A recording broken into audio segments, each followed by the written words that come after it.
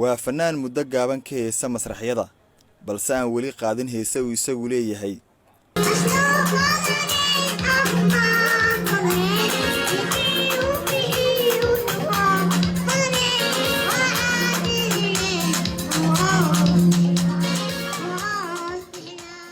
Soomaalida qaar ayaa ugu yeera fanaan Dooli iyagoo ugala jeeda inuu u egyahay fanaanka Gini u dhashay lagu magacaabo Garambi, balse magaciisa dhabta waa Cabdisalaan Maxamed oo lagu naanayso Cadde Kacadde.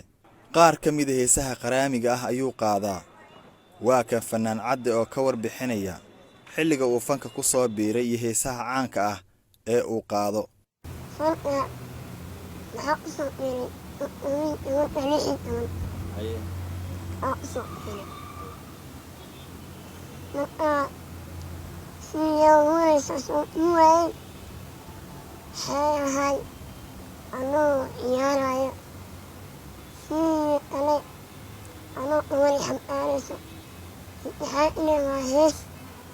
fanaankan ayaa sheegay in dad badani ay u haystaan inuu hadda soo shaac baxay, balse wuxuu carabka ku adkeeyay inuu ka soo hor caan baxay fanaanka la jaalka ah ee hadalhaynta badan ka abuuray dunida ee Garambi.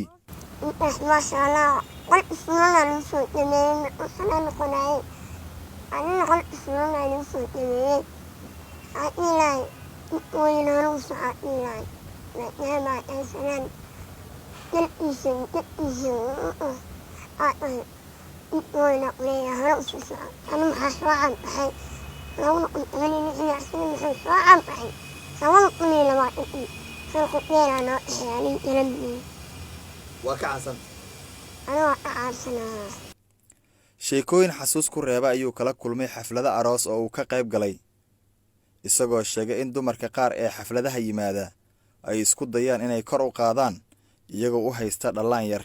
waan heesaa balse ma jeceli inaan fanaan uun sii ahaado, waxaan ka sii jeclahay inaan heesaha alifo ayuu leeyahay fanaankan Soomaalida qaar ay ugu yeerta fanaan Dooli.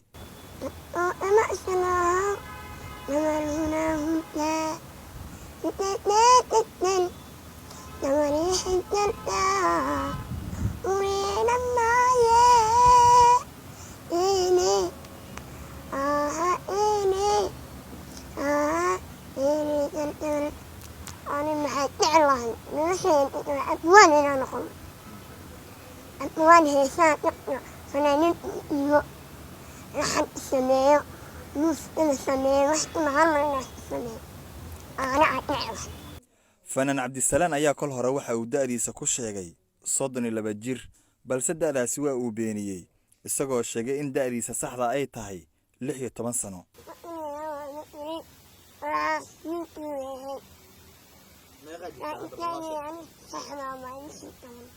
hamiga ugu weyn ee fanaankan waa noqoshada xidig faneed oo Soomaaliya u soo baxa.